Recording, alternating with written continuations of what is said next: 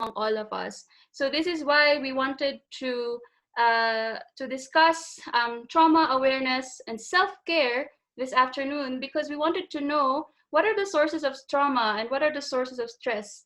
And once we recognize all of this, in what ways can we be supported or protected, not just among ourselves, but the communities that we work with. And so we want to discuss the lessons that we are getting from the COVID-19 pandemic. So I hope you're excited about the topic this afternoon, and we look forward to the discussions later. I also would like to introduce our resource person this afternoon, and we are very thankful for Reverend Dr. Gopar Tapkida for accepting to be our resource person this afternoon. He is currently the coordinator and the committee chair of the Africa Peacebuilding Institute, and also currently the country representative of the Mennonite Central Committee in Zimbabwe. Before that, he also served for 6 years as MCC Regional Peace Advisor for West and Central Africa. And the great thing about Dr. Gopar Tapkida is that he has facilitated at all peace institutes that are the organizers for this afternoon's online webinar. He has taught at the Great Lakes Peacebuilding Institute in Burundi. He has taught a course at API and also at the Peace Training Centre in Nigeria. He facilitates several courses on trauma healing, conflict transformation, religion and identity issues in different peacebuilding institutes, seminars, different organizations. So we are very happy that he's here with us this afternoon to lead us on the discussions regarding trauma. Just to explain also the format for this afternoon's webinar, we will have this introduction from the 3 Peace Institutes, and then we will have Dr. Tapkida to share his presentation for 30 minutes, and then we will give everyone the chance also, we will give you give this community the chance to share their thoughts, their insights or questions, and we will tell you the rules, the house rules that we have for that later, since we have right now we have 70 people, so we need to manage given that there are so many of us. This session is recorded, and we plan to hold this meeting for an hour and a half, so I hope you plan to stay accordingly. As I've mentioned, this is a collaboration of the 3 Peace Institutes, and all coordinators, administrators of the 3 Peacebuilding Institutes are on this call right now, and they will share briefly about the Peace Institutes before we turn it over to to our resource person for his presentation. So I would like to begin by talking about the Great Lakes Peacebuilding Institute.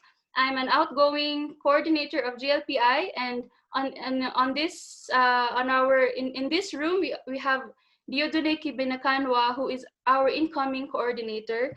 And Great Lakes Peacebuilding Institute is a regional peacebuilding training institute that is based in Burundi, and we offer courses on peace building and organizational and community development to peace and development practitioners, primarily all over the Great Lakes region, but also anyone across Africa. Our materials are available both in English and French, and our main training program happens every month of October, which we call the October Institute, and that is where we have our month-long training institute offering different courses on conflict analysis, trauma healing, about leadership, about project management, fundraising, and monitoring and evaluation, and many more. So if you would like to know more about the Great Lakes Peacebuilding Institute, you could contact our incoming coordinator, Mr. Diodone Kibinakanwa, and he is happy to share more about GLPI. You can also visit our website at www.greatlakespeacebuildinginstitute.org. On that note, I'd like to ask John Danboyi, who is the coordinator of the Peace Training Centre in Nigeria, who is also one of the hosts of this meeting, to also share about his Peace Institute. John, you can take it over. Christine, good afternoon, everyone. This is Nigerian time. I am John Danboy, the coordinator of Peace Training Centre here in Jos. I would like to quickly give a brief background of the Peace Training Centre here in Jos.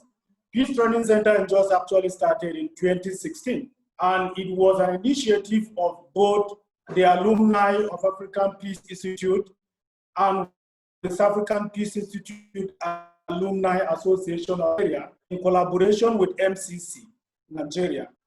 Since when it started, it has been registered with the Nigerian Corporate Affairs Commission. The certificate was actually gotten in 2019. So we are a bona fide NGO that run independent of any other organization in Nigeria. Basically, Peace Training Centre has a structure, and the structure comprises of the Board of Trustees, the Board of Governors, whom Dr. Yakubu Joseph is the chairman of the Board of Governors. And then we also have a management staff, which comprises of 2 staff, the office secretary and the coordinator. Peace Training Centre runs an annual peace training program, which is normally done in October every year. And it runs the program in such a way and manner that it cuts across each participant from within and without Nigeria. And particularly it's done in English. And the participants are mixed up based on interfaith and gender. And so each time we're rolling our participants for our training, we ensure that we consider that as one of our best practices. In the same vein, Peace Training Centre, normally have 2 facilitators who facilitate per class, per module. And these facilitators co-facilitate with one another, and they are normally selected based on their academic theoretical background, as well-experienced practical peace practitioners on ground who will bring to bear both theory and practice as they conduct their peace training program or facilitate peace training program. Each module takes 1 week, and normally we have 4 weeks, 4 weeks in a month. And the modules that are normally run are, in the first week, we have the foundational module, which we call Conflict Transformation and Peace Building.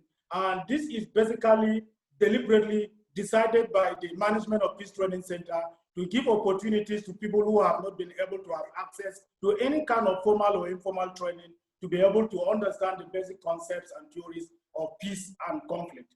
The second week normally goes with 2 modules, and these 2 modules are run concurrently, and we have what we call Trauma Healing Awareness and Resilience, which is run concurrently with Interfaith Relations in Target Identity Conflict. That's for the second week. The third week, we have Emergency Preparedness and Response Program, which is again run for 1 week concurrently with what we call RPP, Reflective Peace Practice. The fourth week, we have Peace Education Strategies, which is run concurrently with and development. Now, for the past 3 years that Peace Training Centre has been on, we have so far, trained about 142, graduates or participants who are actually peace practitioners out there in Nigeria within the nook and crannies of the 2 peace. And we have a way or a strategy of following up all our peace graduates. And these 142 graduates have formed what we call our peace alumni, which we titled PETCAM, that is Peace Training Alumni Network. And we normally meet with them twice in a year to share experiences of their various practices in their various organizations and communities, their challenges and lessons learned. And then they also help us to raise awareness with regards to our preparation for our annual peace training program. So they have been very instrumental and a backbone to Peace Training Centre here in Nigeria.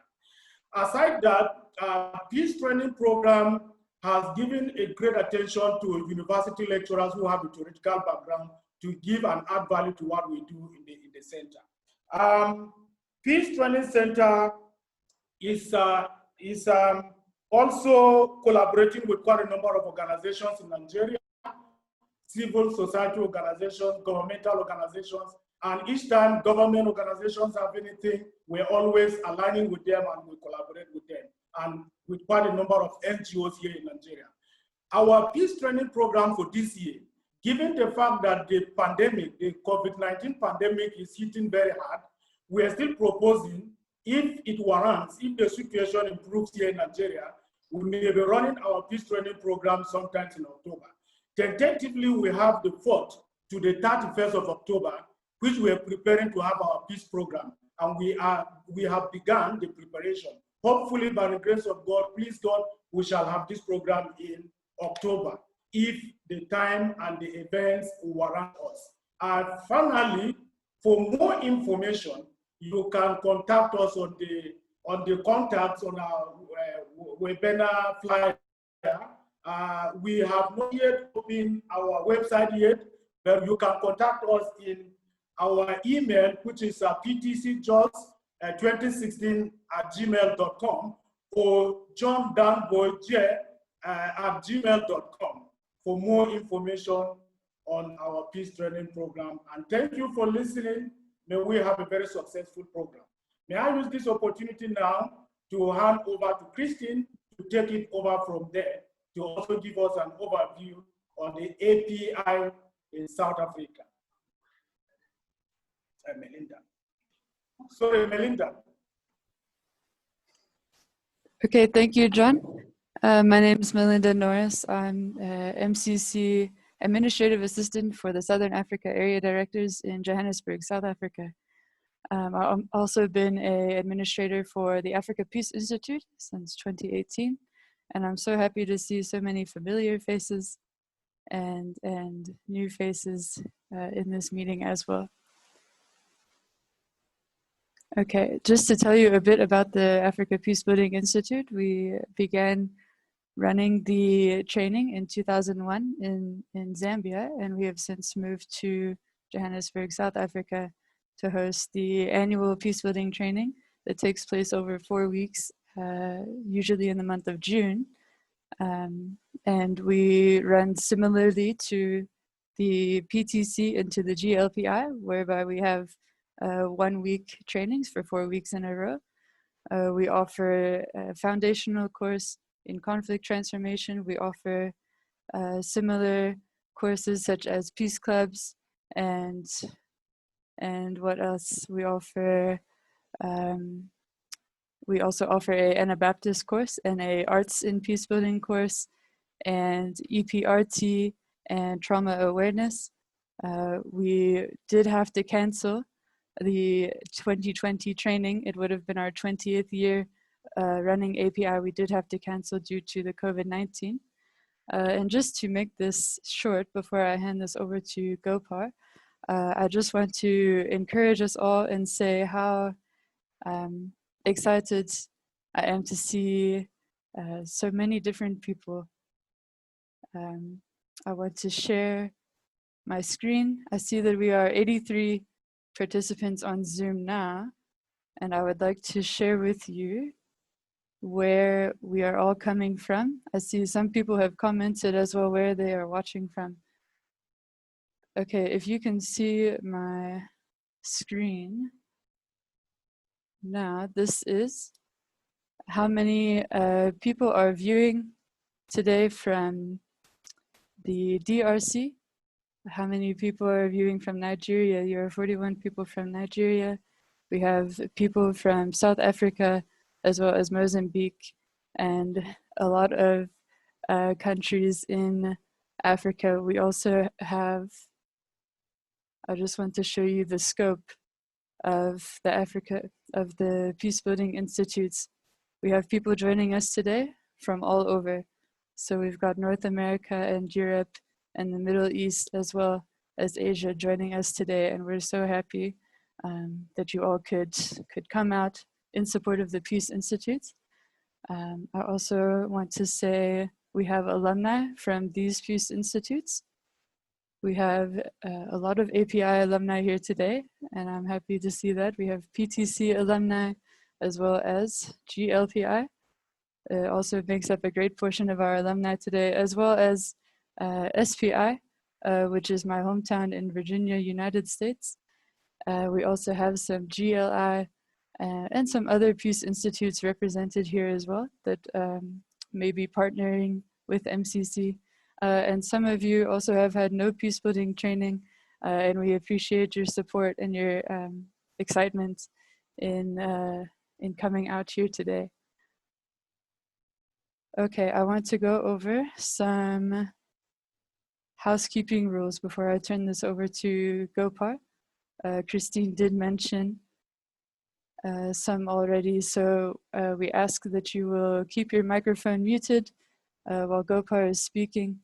If you would like to, we will give time for participation during the presentation, at which time I would like you to use the reaction button. There's a smiley face at the bottom of the screen where you can react, and you can either clap or thumbs up, and I will call on you to help Gopar moderate the questions for the participation time.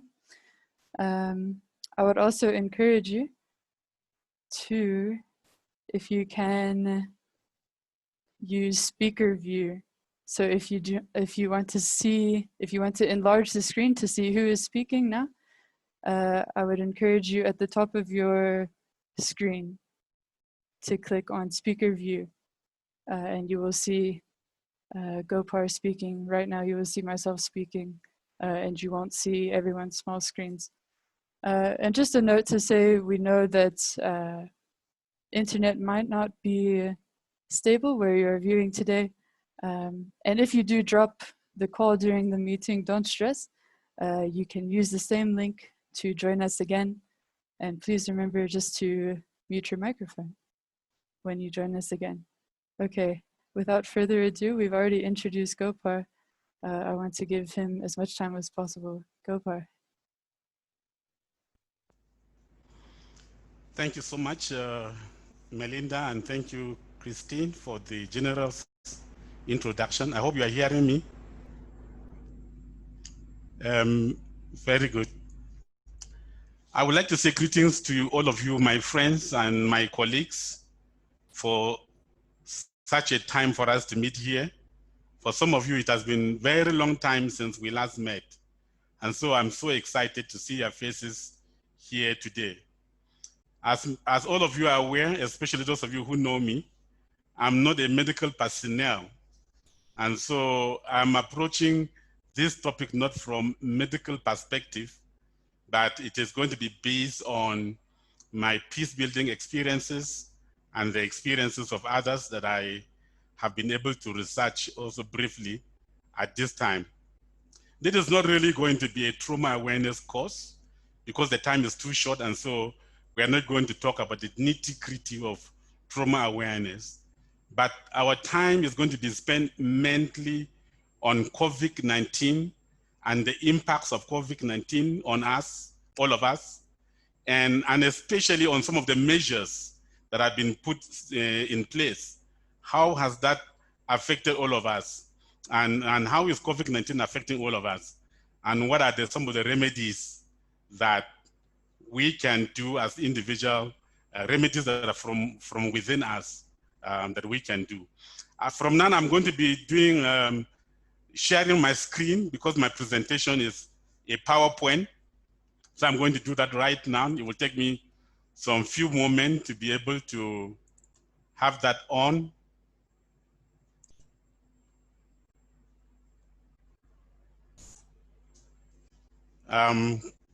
I hope you are all seeing. Shake your head, Melinda, if you. Yes, we are seeing it, Gopar. Fantastic. So this is it's been hosted by API, GLPI, and PTC, as you have heard. And so I'm excited to have been asked to be the one to make the presentation. And our webinar will explore the following: the effects and impacts of COVID-19, especially as related to trauma. And many of you have heard a lot about myths and the conspiracy theories involving this trauma and COVID-19. And we have received a lot of information. And what are all of this doing to our brain and to our bodies? So we would look at that. And we would look at, are there some strengths, resources from within us, resilience? What are some of the coping mechanisms that we have within us, especially in situations where we are not able to interact with people because under normal circumstances, we would interact in order for us to share our trauma, to debrief together. But in situations where we are not able to interact, how are we able to address this trauma in this situation? And then I will look at some few lessons from COVID-19. So let me move on. Traumatic impact of some of these myths, conspiracy theories, and overwhelming information. This is mainly around the origins and the purposes of COVID-19. Well, I'm sure you have heard a lot about the different origin of this COVID-19. I'm going to minimize something because it's blocking my presentation. Many of you have had the idea that COVID-19 is an artificial creation to force a new world order on us. In other words, it is a fabricated virus to force vaccinations or chip on everybody. And so some people would talk about the connection between COVID-19 and 5G and ID injection chips, 666, as you see from the book of Revelation, and then the Great Reset, which was launched not too long ago in June 3rd. And so some people will connect COVID-19 to that. There is also myth around population management, that COVID-19 is targeting Black people. It's an artificial making to target the Black race, to reduce the population of the Black race. And so we hear about the prediction of uncountable dead bodies on the street of Africa as a smoke screen. But it has been a targeted, well-targeted plan to destroy or reduce the number of Black Africans. We have also heard about the biological warfare of COVID-19. In this case, some people talk about targeting American economy. We shall talk about that briefly too.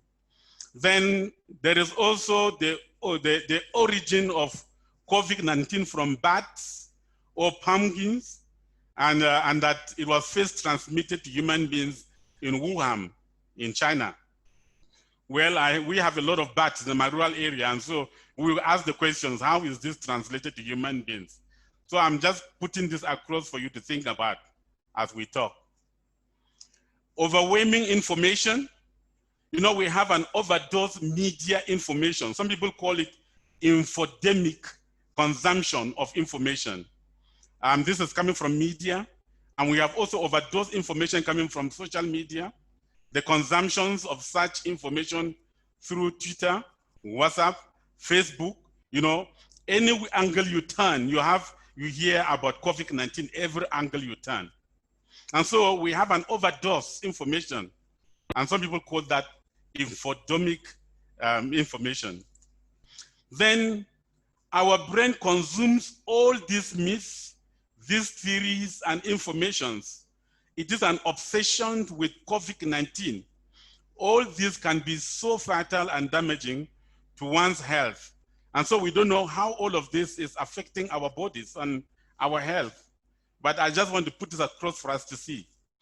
Then we have protocols that have been put in place by World Health Organizations and by government. One is lockdown. What that means is shutdown of market, offices, schools, entertainments, and stay at home. The intention is to slow down the spread of the disease and to also buy time for preparation, because COVID-19 came unprepared for most of us, and especially for most of our countries. Another protocol is isolation. Stay in complete separation from others. The intention is to avoid contact with persons suffering from contagious or infectious disease. The third protocol is social distancing. Maintain physical distance from others. And the intention is to minimize exposure or contact to reduce accidental transmission of the disease to other people. Another protocol is quarantine, being kept in detention or away from others. And the goal is to contain the spread of the disease at a more manageable capacity, because If people are allowed to just roam about, it became so overwhelming and countries will not be able to control. Another protocol is masks. For COVID-19, it means covering that fits over the mouth and nose.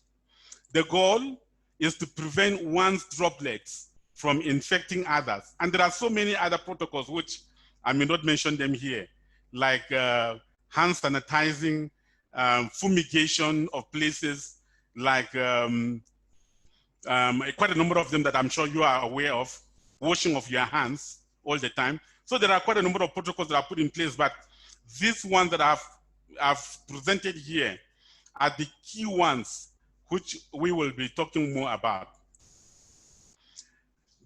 All these measures have actually physically minimized damage by the virus, but have substantial damage to populations, happiness, our well-being and livelihood. And I will be talking about that these measures, they have good intention, but they have caused significant damage to our happiness, to our well-beings and livelihood. And we'll talk about that in due course. The effects of COVID-19 on economy, education, religion, and politics. It has led to shutdown of all formal and informal businesses globally. Education, it has led to widespread closure of schools and universities. It is said that 165 countries have their school closed down. Over 1.5 billion students affected. That is about 87% of enrolled learners stayed at home. And religiously, cancellations of worship services, cancellations of pilgrimages, cancellations of all religious rituals like birthdays, funerals, weddings, naming ceremonies, and the likes. Also, it has also affected our social well-being. Entertainment industries were closed down. Those of you who like English Premier League, that was not there anymore. So all other social entertainments were closed down. All social activities outside of one's home were disallowed. Temporal separation of some families. As I talk today, I know of 2 families that are still separated. One, they are staying in different countries, they are still separated as a result of COVID-19. And then politically, you know, politicians, they see everything from a political vantage point. We have received misinformation from our political leaders. Some of them are just imitating what other countries are doing. They don't have facts. And so some countries, when they close down, when they hear that some countries have closed down, they also close down. When they hear that some countries have eased down their lockdowns, then they also ease down. There is no good data. Some of the data are faulty. Intermittent lockdowns, sometimes they will say, we have lockdown free on this day, as if the virus would not spread on those particular days. And so there are some obnoxious policies, including the easing of lockdowns. Then from World Health Organization, there are some few inconsistent information regarding the nature and the measures about the COVID-19. All these validate the myth around COVID-19.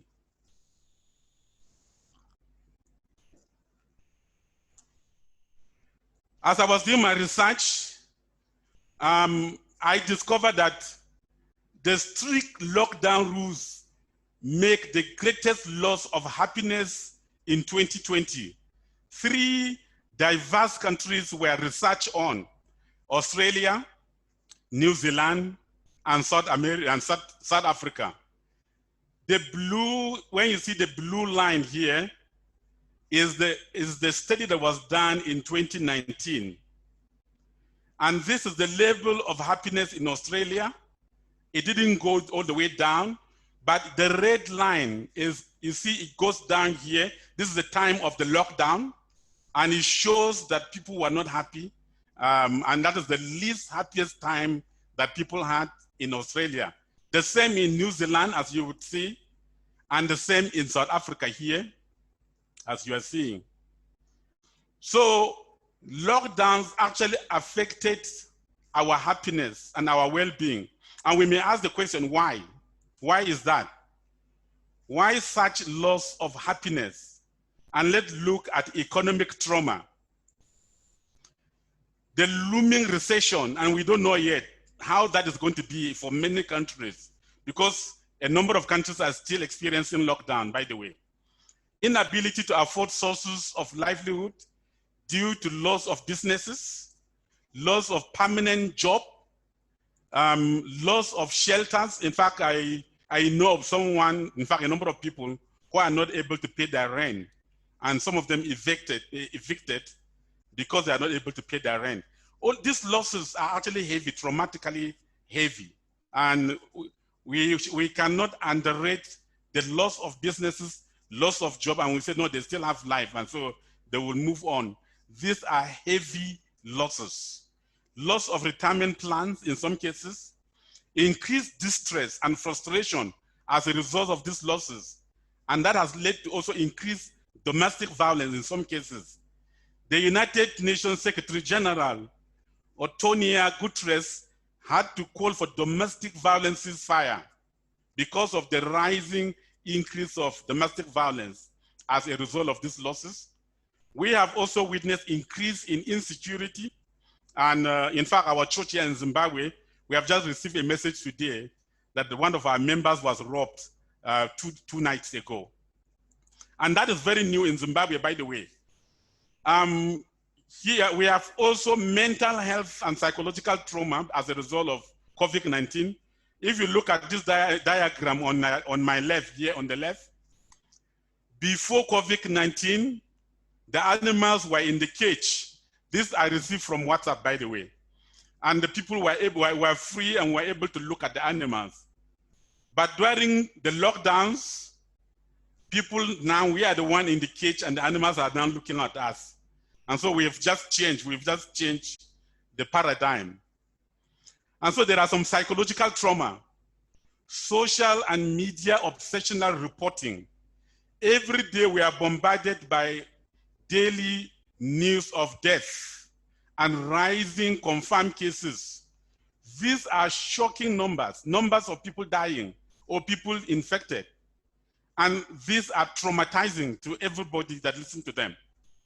Severe and deep down measures like stay at home, isolation, quarantine, and the rest of them, they have psychological damaging impacts on us. Lack of robust social connection has the same health damaging impact as smoking has on those who are smoking. They said all of these have like, if you stay for 1 day, it's like you are smoking 15 cigarettes per day. This was a research that was done by Cigna in 2020 on loneliness index. No, 2018, please, loneliness index. Lack of alternative news and entertainment. Every station you turn is COVID-19. And so there's no place to turn where you can get news of hopefulness. And so because of that, there's level of hopelessness, increased suicides, and that has been known, increased fear of each other. You know, social distancing means that I shouldn't come close to you and you shouldn't come close to me. And so when we see each other, we seem to be afraid of each other as a result of some of these measures. It weakened body system and led to disruption in sleeping patterns, weakening immune system, increased irritation, increased stress, increased vulnerability to other diseases. As we stay in isolation, it reduces our ability to interact with nature so that our body will continue to build immune system. So staying at home prevents us from this disease, but it weakens our immune system to some extent. So there is also direct trauma of COVID-19, the death of relatives, and that many of these relatives, they die in isolation, they die in loneliness from their relatives. Many of them die without their relative and they are buried sometimes without their relative too. Infected stigmatization for those who are infected. The frontline caregivers trauma. People would leave their home and going to work not knowing what will happen that day. Confusion, we don't know exactly about this COVID-19. Lack of control, we seem not to have control over. The fear of the unknown, we don't know what is going to happen next. As we talk now, we had no idea whether it's going to last for 1 week, 2 weeks, 3 weeks, or 1 year or 2 years. Some people are predicting 2 years. So these are all major challenges. Psychological trauma of conflict on children. Children are also affected, by the way. Well, you see this image on the left here. This is just for fun. This is a social distancing shoes, which has just arrived. I saw this also from WhatsApp. It's important for us to laugh. So I will talk about some of those importance of laughing. Children with no siblings at home experience greater trauma of loneliness. Children look up to parents for social interaction, but constant presence of parents in the life of children can be so stressful for the children. Children may be craving for an outlet of escape. As parents, you think that children are happy to see you at home. Sometimes they need some space and they look for outlet. There's also loss of freedom for children, field trips, walkway, graduation, meals out, hang out, and all of those things no longer available for the children. Online interactions or online learning decrease the opportunities for new experiences and self-discovery. Yes, this is an option, but then there are also limitations to that options. And so the question now is, what do we do in this situation? We are not meeting with each other. We are in isolation. We are in quarantine. We are in social distancing. Where are the internal strengths, the resilience, the coping mechanisms in this collapsing world system, where everywhere is collapsing? You see, in trauma that are caused by conflict, in many cases, the violent are contained in one place. And so we will still have resources from other parts of the world so that you can lean onto. But in situation where it is a global pandemic, it means the entire world system that is collapsing. And so where do we get sources of strength? So we have to look inwardly. Every person has to look inwardly. What are some of those strengths that you have? And I got this again from WhatsApp. This is a stone. And they say, a man as an artist, how do you make such beautiful things from a stone like this? And the artist replied, beauty is already hidden there. I just remove extra stone. So he just remove extra stone so that we can see the beauty that was already inside these stones. Your happiness is also hidden within yourself. Just remove the extra thing, the worries, so that you can experience the happiness. So there are some few things that I want to share with us here. Number one is that we need to be aware of the strength within us. Aware of the strength within us. We have significant strength within us. Usually we look outside, but in a situation where you can't look out, we need to look inwardly and harvest the strength that we have within us. Secondly, strong spirituality. The belief in spirit being. For those of us who are people of faith, this is the time for us to build stronger faith, to lean more on God that is beyond all the powers that be and beyond all the diseases that might be. And I would say that many people, their spirituality actually became stronger during this time of lockdown. Minimize sitting and watching television, especially news, in a situation where every angle you turn are just news. And the news are just about COVID-19. And the news are just about giving you numbers of people dying, people infected, things closing down, collapsing of economy, or everything is about collapse and failure. It is important for us to remove ourselves from watching those. Exercise, you walk, see your neighbors if you're allowed to move around, wave and greet them with smiles. You know, there is a great thing when you smile and your neighbors smile back. It gives you a source of hope. I remember my wife when during the heat of the lockdown, my wife said that the world was just feeling like something else because everything was just so quiet. If you are lucky to have trees around your house, you will hear birds singing, but not movement. No movement of cars, no movement of people. And that is so strange and so demoralizing. We need to do physical activities away from the screen, which is very helpful. I have done that myself every morning. Reduce your caffeine intake. Those of you that like coffee, I think it is very important. It's important for you now to drink white coffee, which is hot water. I have been drinking a lot of hot water during this time, and it has been so helpful. So that has been very helpful for me. Write down your experiences and frustrations. If you are frustrated, what are you frustrated about? Write them down. What are your experiences? Write them down. What are the worries that you have? Write them down. The process of writing them is relaxing your brain because you are pulling them out. You are pulling all the worries. You are carving all the worries so that the beauty, the happiness that is in you will be seen.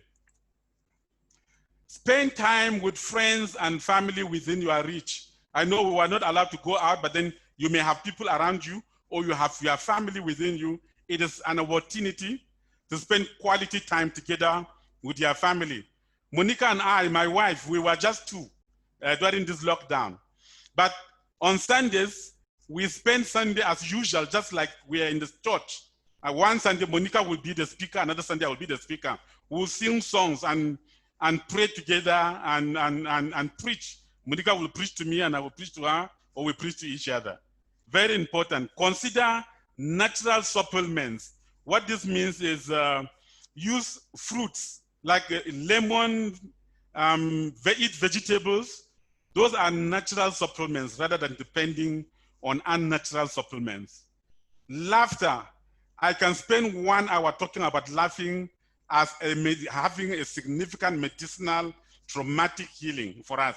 You know, humor, comedy, Signs of Stupid. That was the station that I was watching.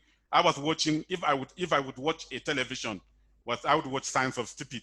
People were doing some stupid thing and falling down, and I was just laughing at that. Maintain all routines that are within your capacity. It is not a time of holiday, so you maintain your routine, continue to do the work that you are able to do if you are able to do them online. Learn to say no. Do not overwhelm yourself during this time. Avoid overwhelming duties because that will become part of the problem. You know, I put here, I said exit, do not read, listen, or watch every video. We were bombarded with all informations through WhatsApp messages, all videos, all kinds of video, and all kinds of information. Nobody is forcing you to read all those information, to listen to all the audios, or to watch all the videos. You can exit some of those social groups if you think that they were affecting you. Deep breathing. It relaxes your muscles. I practice deep breathing in and out every day. Even today, I still do that, and I found it very, very helpful. Acts of love and acts of kindness. You may share hand sanitizer. You share masks or whatever that you have not used with somebody who is in need. All of these works of kindness actually help us, and it gives you a feelings of friendship and feelings of connectedness. Think outside the box. During the lockdowns, communities in Spain and Italy, they sang from their balconies, and I watched some weddings that took place. People from their balconies participated in the weddings, and right now, during this time that the Premier League has resumed, spectators are not allowed to come in, but then people can watch from their balcony, from their television. So let's explore and think outside the box, things that can still be done. And it helps us with the connectedness. Connect with others online. Friends, these are the remedies that have been so helpful for me, and I share with you.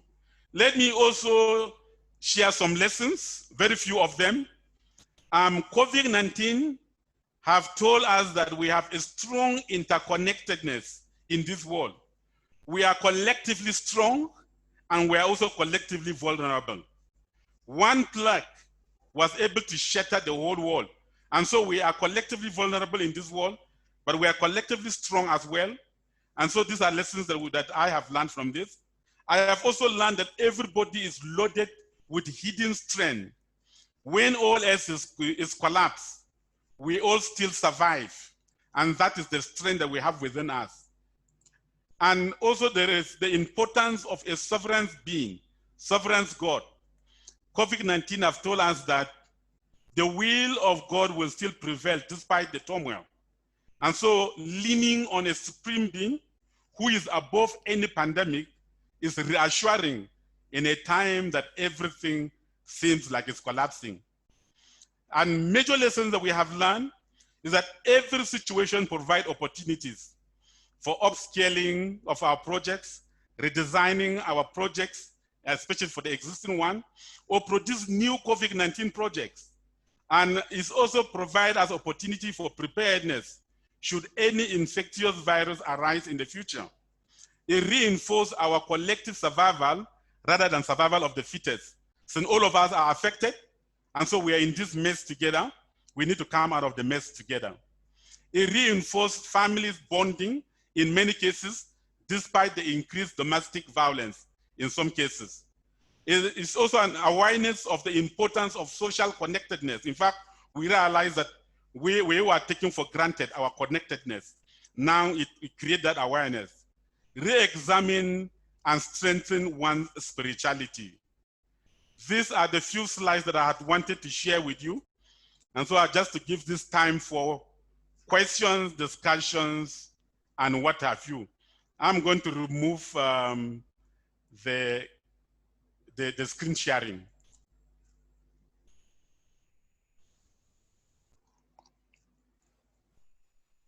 Okay, at this time, if you have a question for Gopar, please raise your hand or maybe put a comment in the chat box and say that you have a question, and I will unmute you so you can ask. Okay. I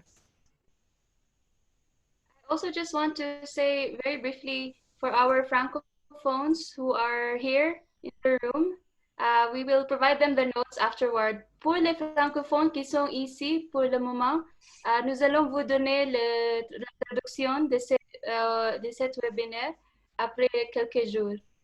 Merci.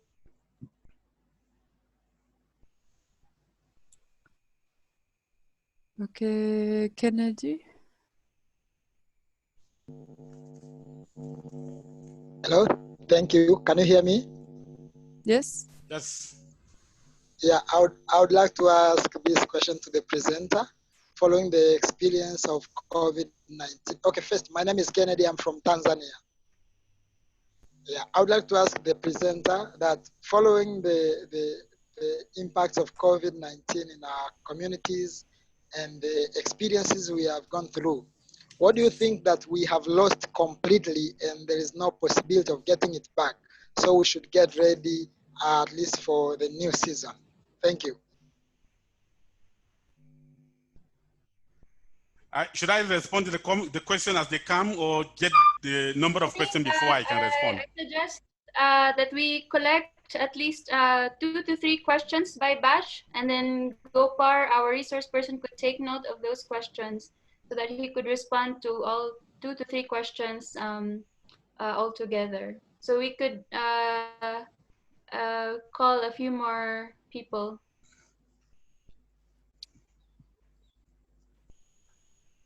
Okay, Dr. Joseph. Okay. Hello.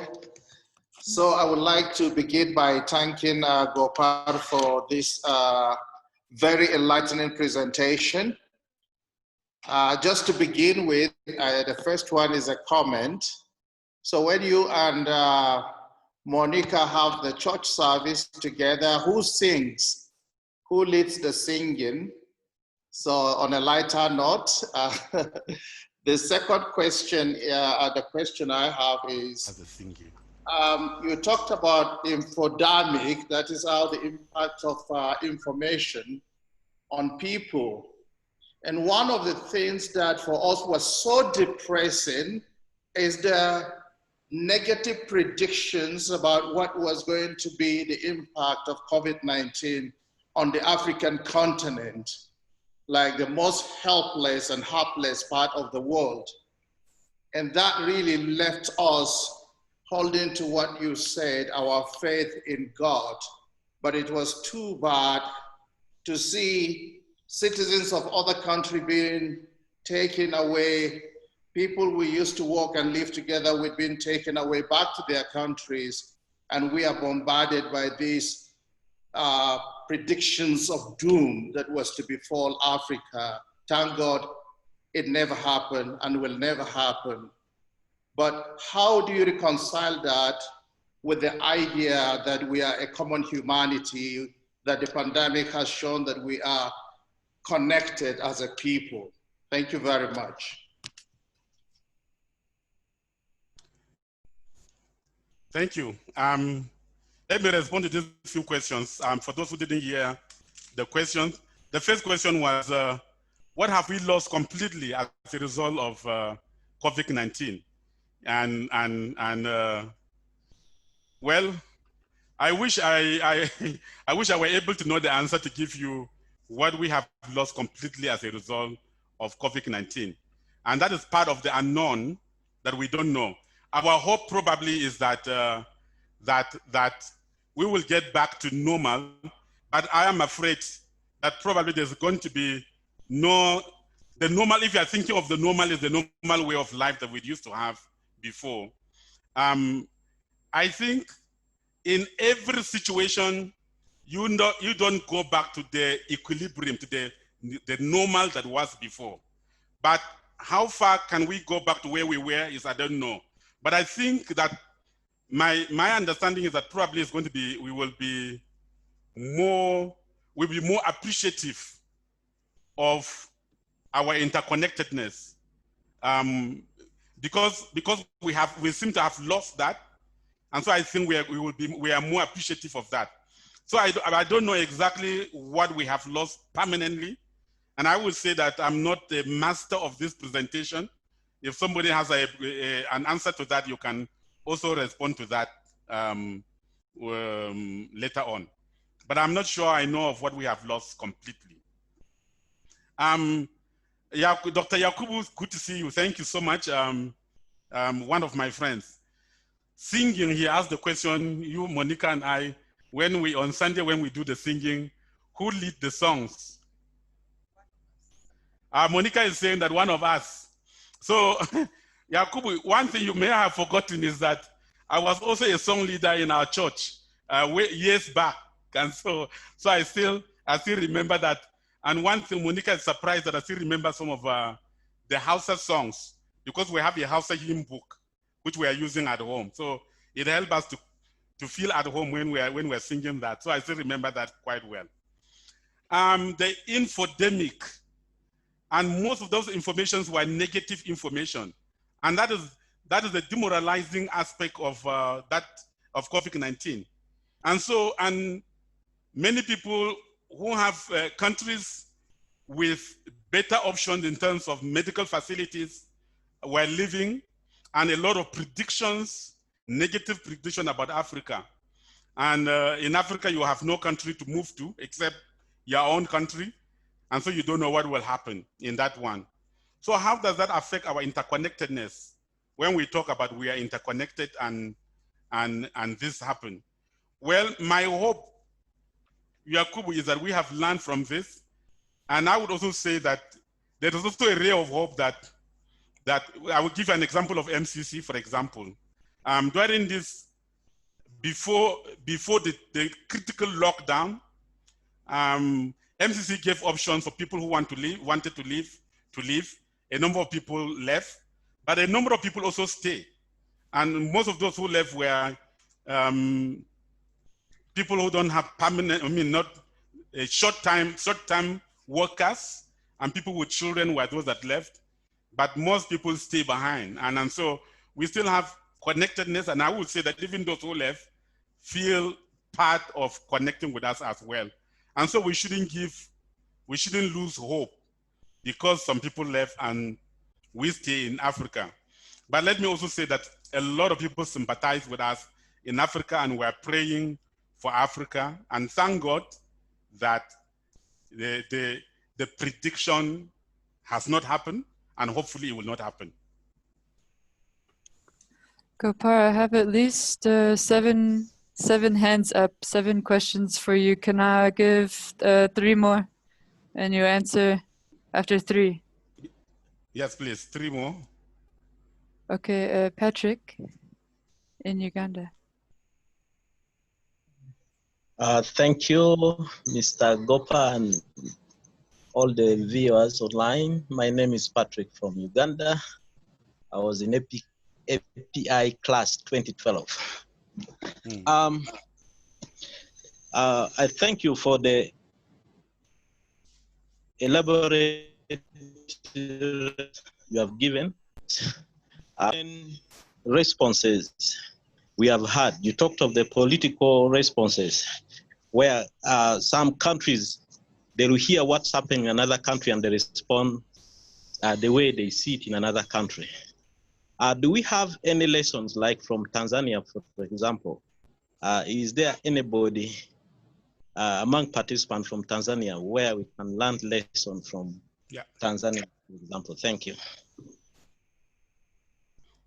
That's a good question. I heard of that Tanzania. In fact, there were videos going around regarding the incident in Tanzania. If someone in Tanzania can respond to that. But you can ask another question and then we will give time to that, Melinda. Am I still online? We will come back to you, Patrick. Hello. Yes, please ask your question.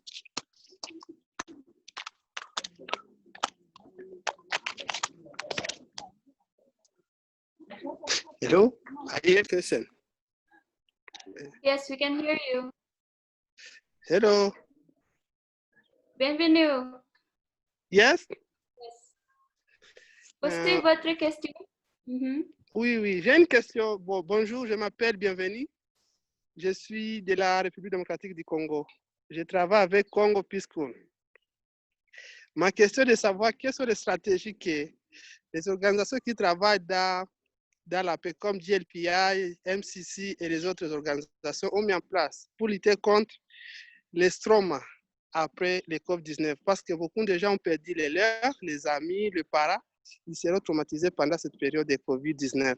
Je voulais savoir quelles sont les stratégies que ces organisations ont mis en place pour aider les membres comme nous qui ont participé dans les différentes formations après cette pandémie. Merci beaucoup. Merci, bienvenue. Je vais traduire votre question pour Gopar. Gopar, ma caméra n'est pas activée.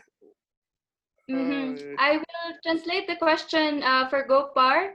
Gopar, bienvenue, is from DRC and he works with Congo Peace School.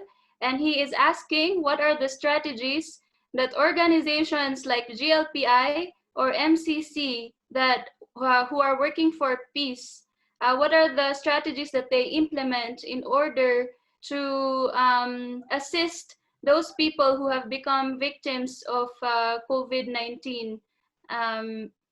What are those strategies that are in place for those who have been affected and have experienced trauma because of COVID-19? Okay, we will take one more question, and I think Gopar is reconnecting with us. Innocent, can you ask your question?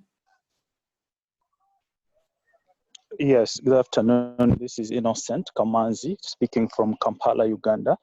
Thank you, Gopar, for a good presentation. My question comes back when you talked about some of the ways we can use to go about this COVID-19 situation. whereby you talked about writing down experiences. I am want to know, is it the only way? If I'm not able to write down my experience and I opt to talk about it, maybe with friends or colleagues, is it right to do? Thank you.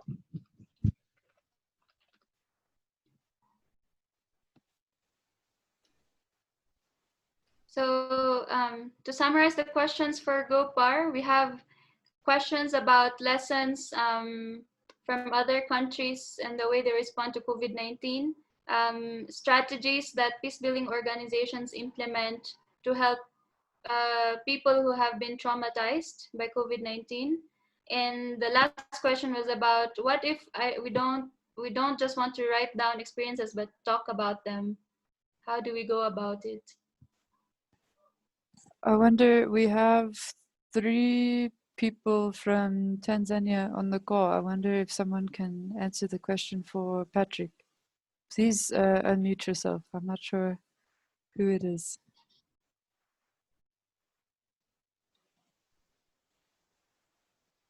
Yes, we welcome people from Tanzania to share their thoughts. Moses is raising his hand.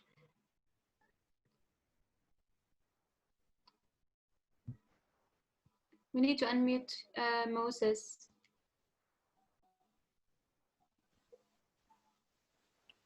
Okay, Moses.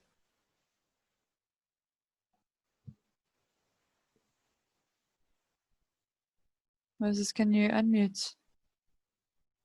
Can you unmute yourself, Moses? Okay, there you go. Yeah. My name is Moses Ndege from Tanzania. I just want to respond to strategies where our president took when we are in the issue of dealing with this COVID-19. And since we are, I think, 3 of us here, I will try to answer some of them, and my colleague will add more.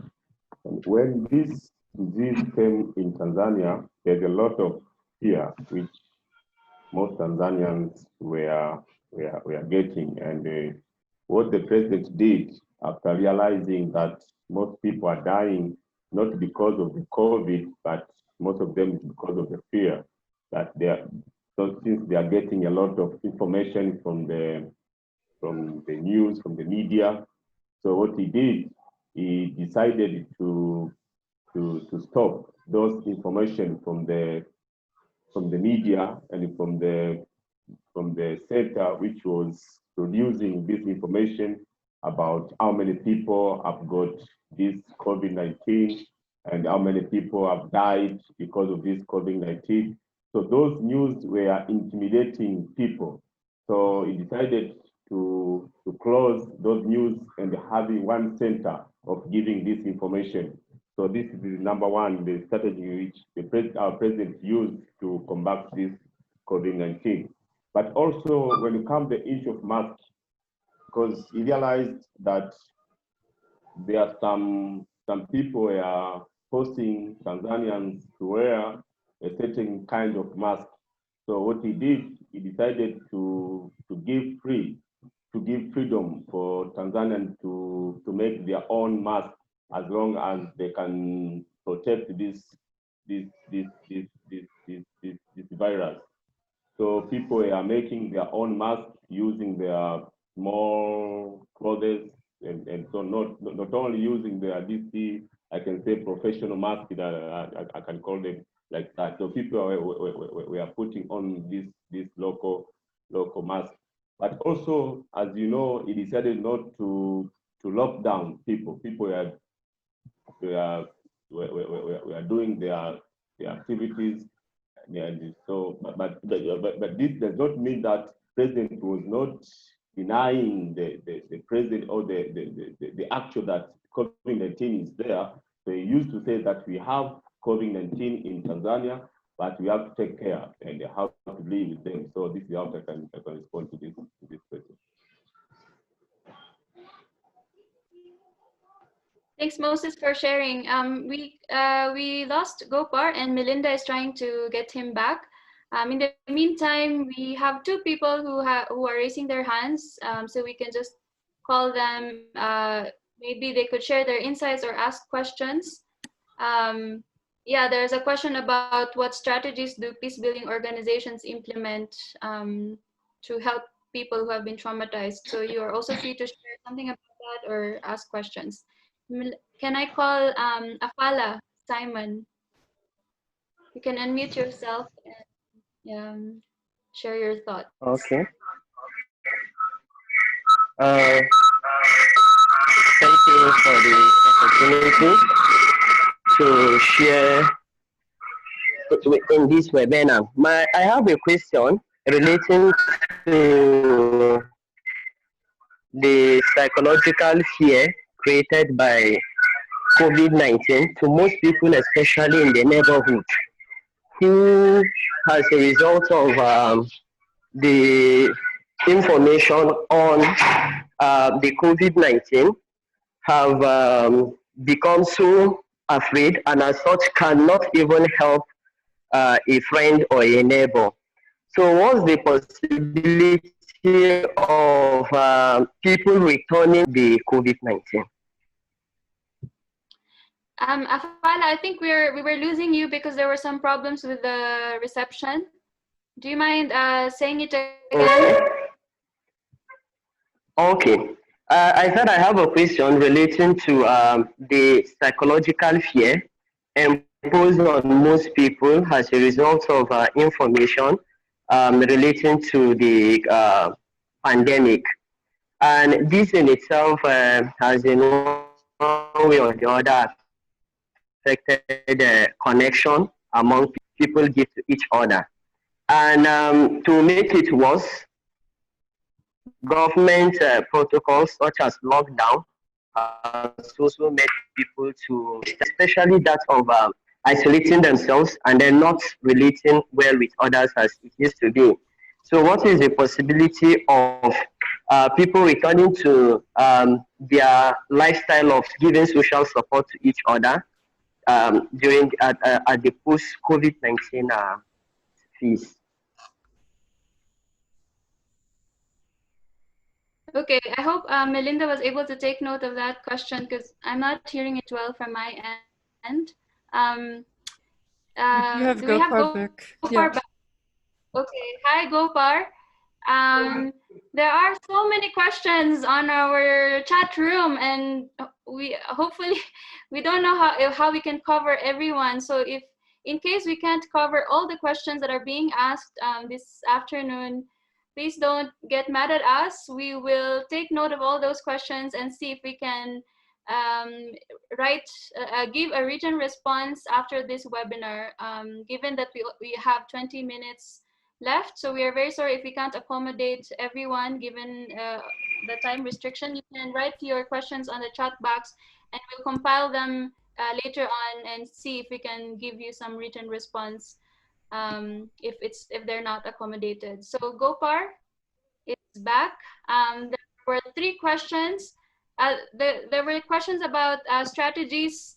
What are the strategies that peace-building organizations implement to help those who have been suffering or experiencing from trauma because of COVID-19? I guess this question is more about like organizational strategies that you could recommend.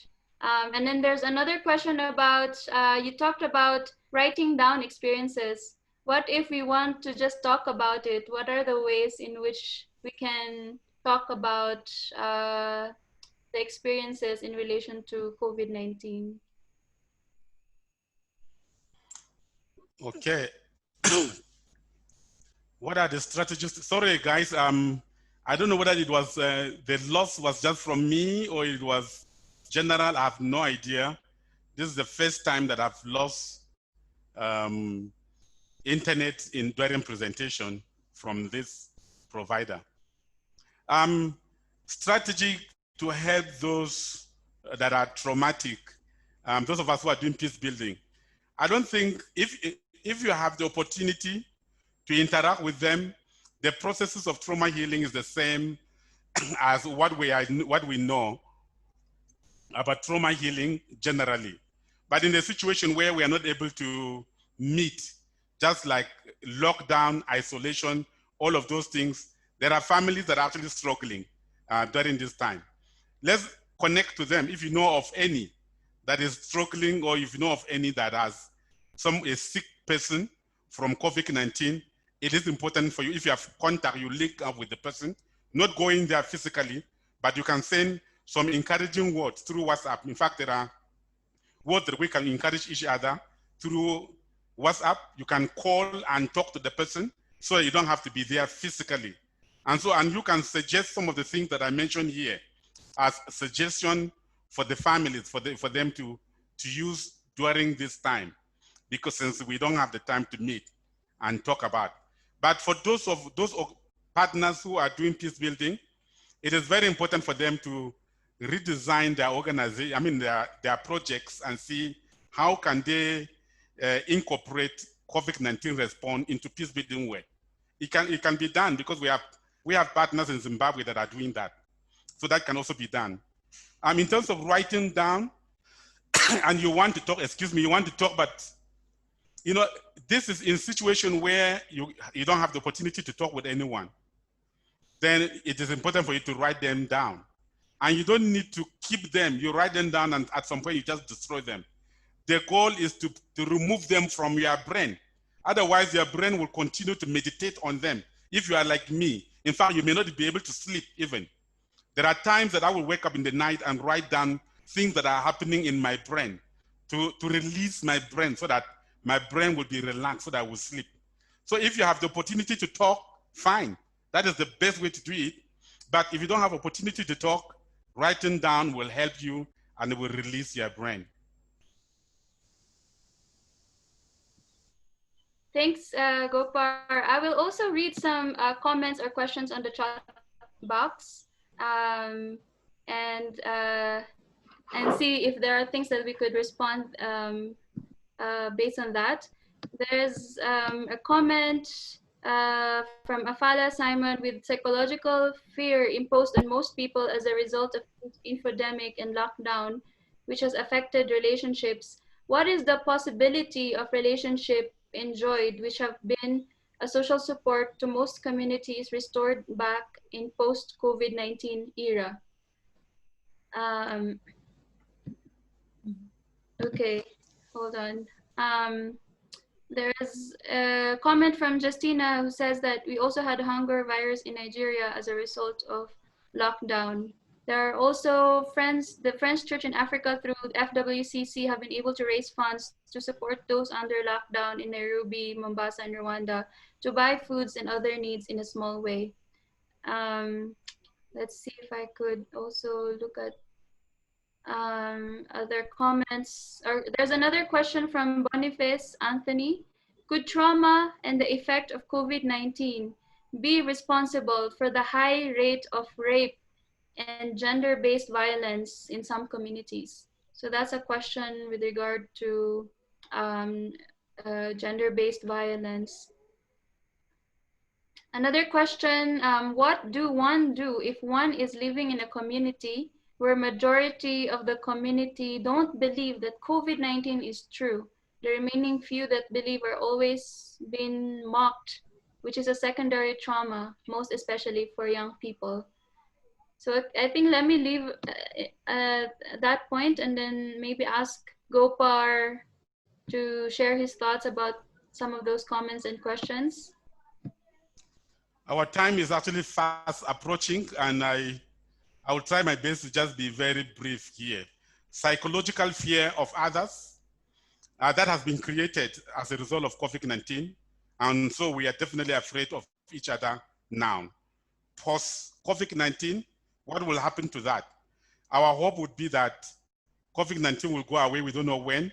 But I think as soon as COVID-19 is dealt away with, people will be so anxious to actually socialize. In fact, people are looking forward to an opportunity to go back to life as it were.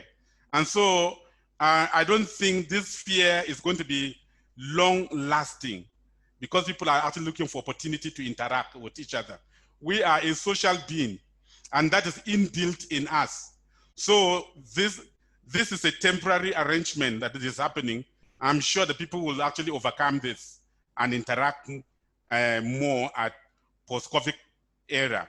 I'm not sure when that will happen, but I'm just giving you some hope that that is possible. Hunger virus, as a result of COVID-19, I talk about people lost their jobs, lost their livelihood. In Africa, we depend, most people depend on informal businesses, and lockdown forced them to stay away from doing their businesses. And these are income that come every day. And since we are not able to do the business, you have no source of income, and so there is hunger. So that is a reality that we have today. That's the reality. But we thank some organizations that are able to provide some relief. And unfortunately, government also politicized their own relief. And so those who mostly need the relief don't get it. But you and I are probably the hope of our society, our communities, in terms of trying to find what are the resources that are available so that we can support. But we don't need to depend on aid coming from somewhere else. Even what you have, no matter how small, you give to somebody, actually you have brightened the face of that person that very day. So the work of kindness, like I talked earlier on, it doesn't have to be big. Let's support each other during this time.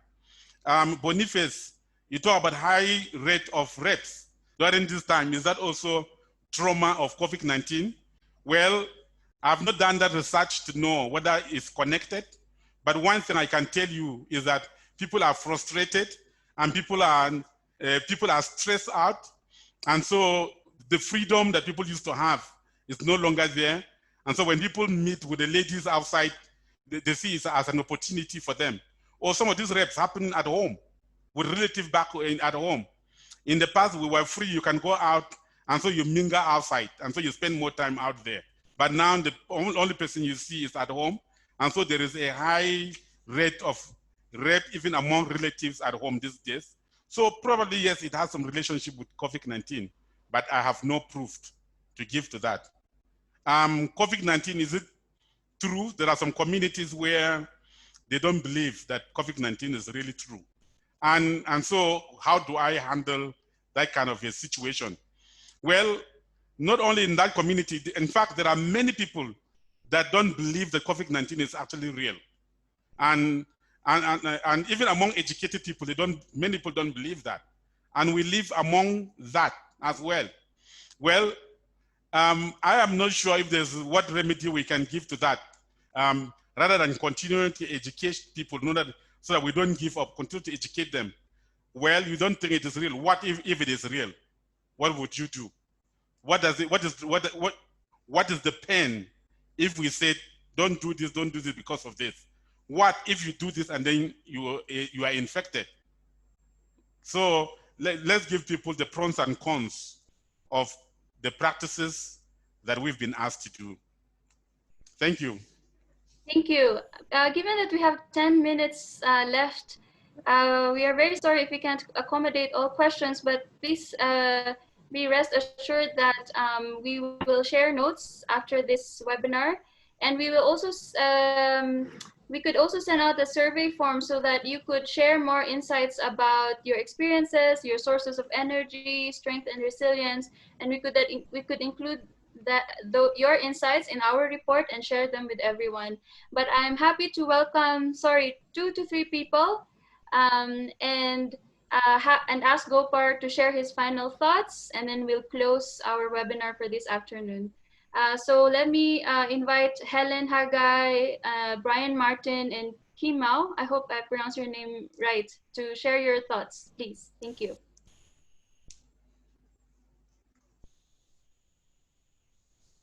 Helen, you can start. You need to unmute yourself. Okay. Hello, good afternoon.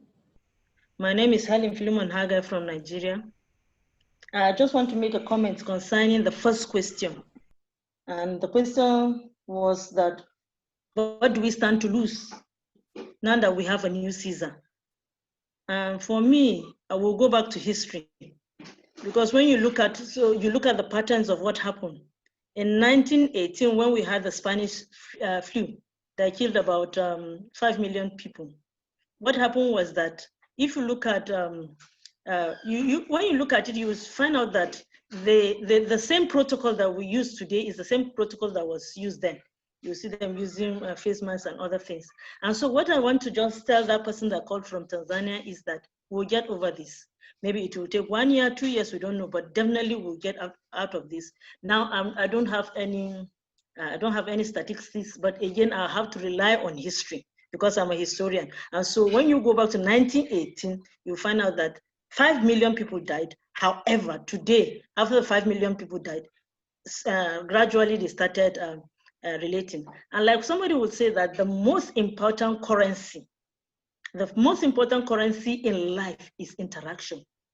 It's interaction. It's not money, it's not any other thing but interaction. So we look forward to when this will be over. Nobody knows when it will be over, but definitely it will be over. Thank you. Thanks, Helen. Can I invite Brian Martin?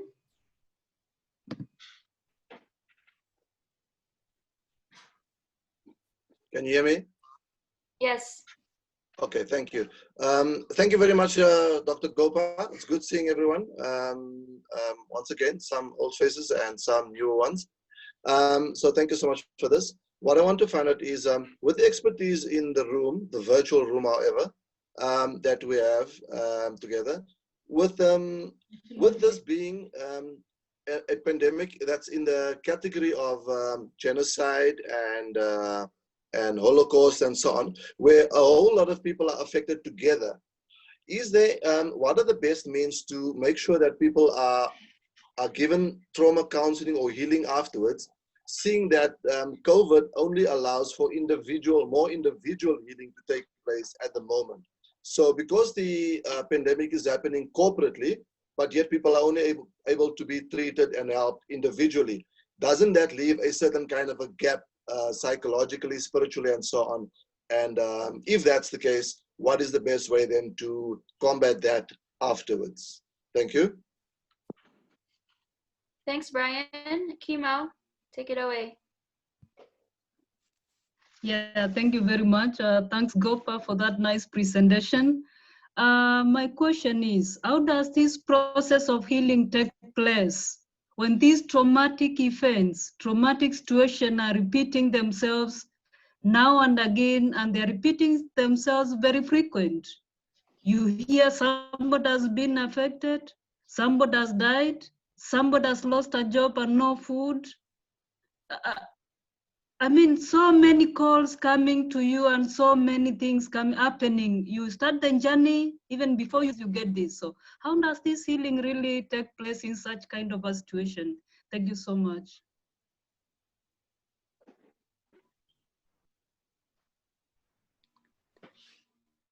Okay, thank you so much. Is it my turn, Christine? Yeah. Okay, thank you so much. And thank you, Helene, for the addition, the comment that you've added. Trauma. We have not lost our my friend Brian. Thank you. Good to see you. Yes, we are talking about individual trauma and individual strength because of the situation in which we find ourselves in. In the past, we were used to our connectedness, and we have more freedom, and disaster was more contained in one place, and so we have more freedom. You have people that you can interact with. Some expert can come to your community and help you, and so those were the resources in which we have in our world. But in this particular context of pandemic, you are left in your own closet. You are alone in your own closet. And we have not explored those possibilities in terms of the strength. What do we have within us to address that? And that is the reason why we are doing this particular webinar, that we have some resources that we can look at that will help us. At the end of COVID-19, excuse me, we will go back to where we used to, depending on the situation. So I would say that, yes, we can still explore what we know, what we are used to doing. And so that is not totally lost. And my advice is that in every situation, you look at the situation and what are the resources that you can use. And so they are there. And the one we talk about today may not be helpful, in some of the situations at post-COVID-19. And Elizabeth, you are very right. Good to see you, by the way. Trauma is repeating itself continuously. And so what do? I think as peace builders, I think we are used to this because we are dealing with violence, and violence continues to erupt, and we are still fighting and still happening. And so is there going to be a time where violence is going to cease completely in this life? We don't know. Our hope is that that should be the case. But we will not stop to do the work because it is repeating itself. And so that is why we continue to practice this more and more.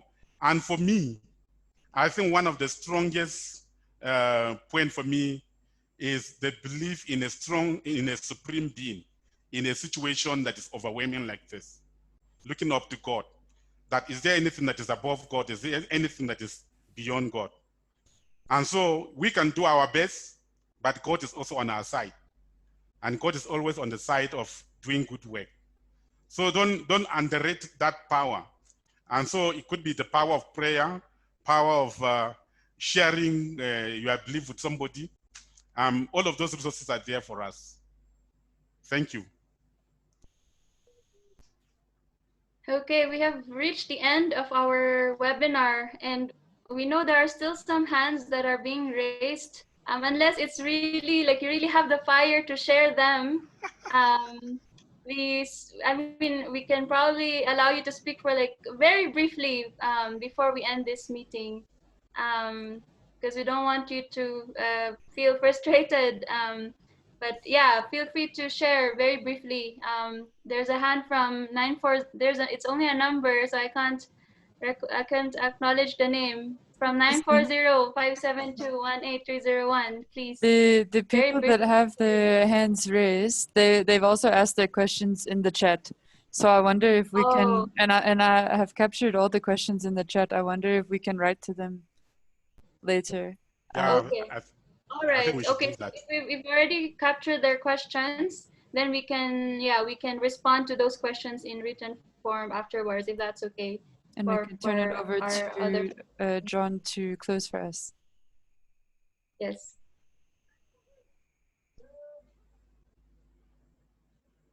Can we call on John to close our webinar, please, and to thank our speaker?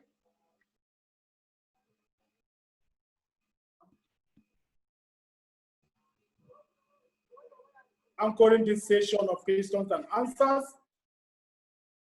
I am really very excited. When we began the process of planning this webinar conference, we actually knew it was going to be a success. We actually predicted this, and we are really very happy being the maiden one for that matter, having it for the first time. And what I could see now, the kind of questions that people are asking shows that they're interested in the topic and the topic is timely. However, we have no much time.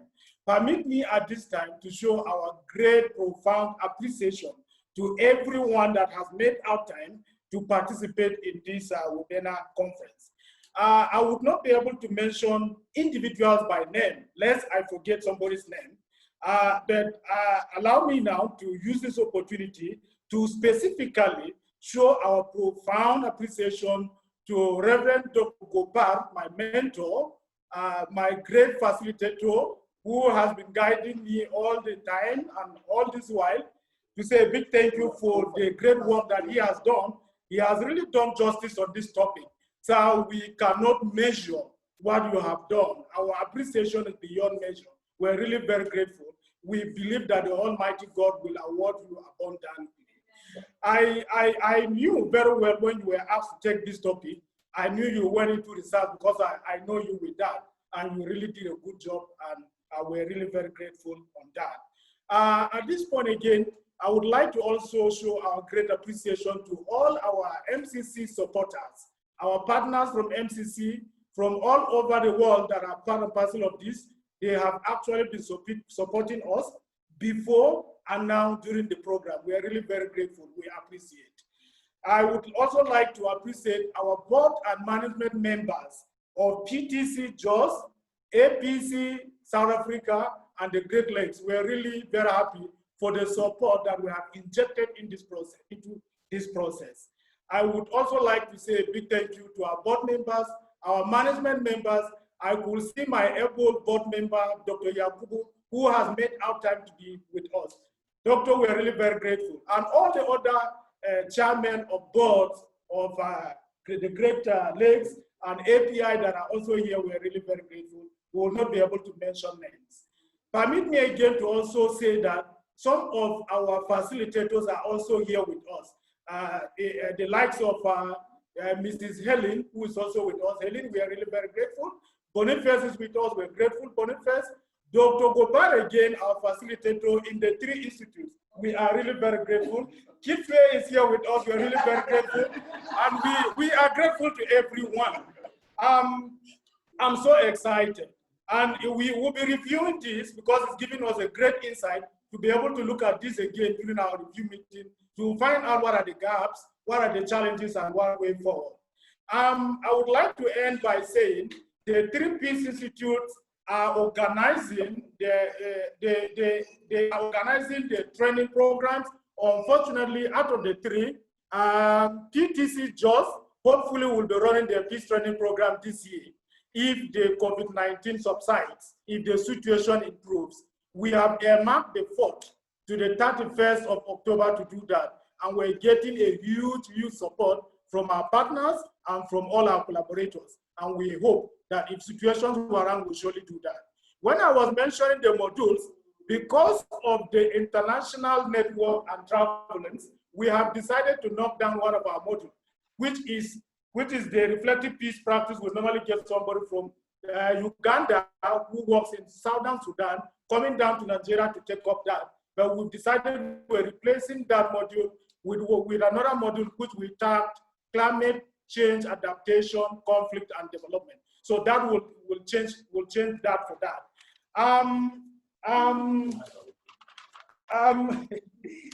The Peace Training Centre in South Africa will not be holding this year, as well as that of the Great Lakes because of COVID-19 pandemic. Once again, I would like to say a big thank you to all of us. May the Almighty God help us to put into practice what we have learned from Reverend Gopar and all the sharings that we have shared. We believe that we've gotten a greater insight in what we have learned, and we hope that we'll pass it out there to people who actually need it. Thank you, and God bless each one of us all. Thank you once again. Thank you. Thanks again, everyone. We'll share the notes afterwards. Thank you very much. Thanks again, Dr. Gopar. Bye, everyone.